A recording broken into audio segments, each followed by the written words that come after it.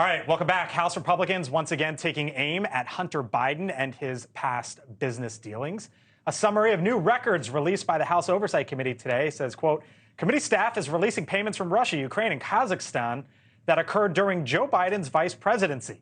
Goes on to say, the committee has now identified over $20 million from foreign sources to Hunter and his business associates. One item that was highlighted, for example, in 2014, an oligarch from Kazakhstan wired $142,000 to the business operated by Hunter Biden and his partner. The next day, the Republican records show a payment was made by Hunter Biden's company for a sports car for him in the exact same amount.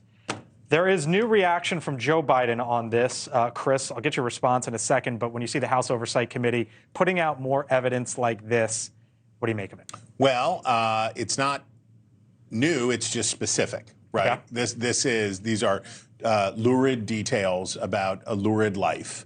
And the thing that strikes me is when you hear stuff like that Hunter Biden didn't end up dead because he was basically swindling dirtbags internationally, right? He was finding the worst of the worst around the world, and he was saying, I have this special influence. And if you come from a corrupt country where people believe that I want to say, there's very little less powerful in the United States of America's system of government than the vice president. And then to say that you're the son of the vice president. Right. Now, if you're in Kazakhstan, that's probably sounds like, oh, maybe this is pretty good.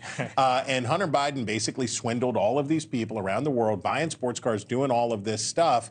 What Republicans want here is, if they can't get to this magic point where they can say Joe Biden profited from his son's tawdry behavior, that what they can do is continue to pump and churn and put new details out there. President Biden was asked about this today. Quote, there's testimony now where one of your son's former business associates is claiming that you were on speakerphone a lot talking business. Biden, quote, I never talked business.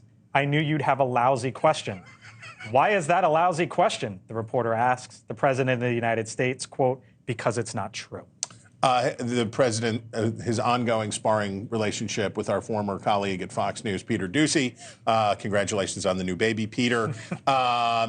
You know, what Biden has demonstrated, he is not able to deal with the Hunter Biden problem, with the problem of his son, in a politically astute way. And I'm very sympathetic of a father who has watched his son, who is clearly not even yet ready to be accountable for the things that he has done in the past, and not even yet ready to do these things. And your heart breaks for the father.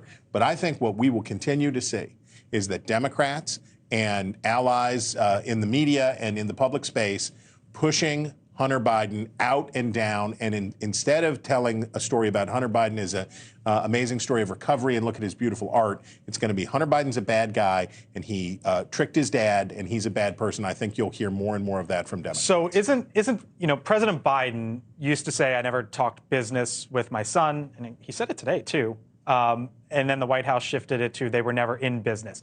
Democrats are saying, look, there is no line, as Chris pointed out, directly going from that money in a Hunter's bank account over to Joe Biden, right? But isn't the issue, or one of the issues, that Devin Archer testified that there were meetings and Hunter Biden would take out the cell phone, father of the Vice President of the United States, and say, hey, let's call up my dad in the middle of these business meetings. If I were to put my dad on cell phone right now, it would be weird, right? In the middle right now. It might be great. But, you don't know. But if my dad was the number 2 at this network, then that might say it'd still be weird. It would still be weird. But it would show that, you know what, I got a little bit of power here, would it not? And that's part of the issue. I mean, with trading on big names, trading on politicians' names, that goes back centuries in Washington.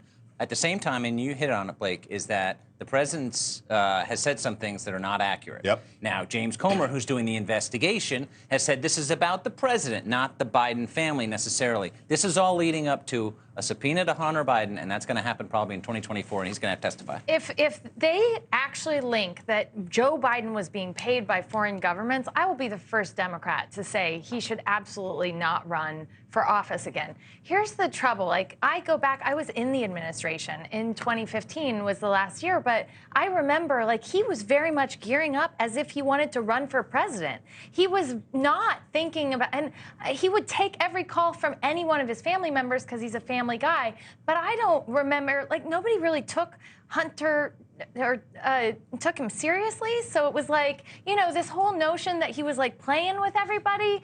It's like he should have been in any of the ethics briefings that we were in. But I don't know that there's the link there. So the way I kind of see it is this is just obvious corruption. I mean, this is corruption.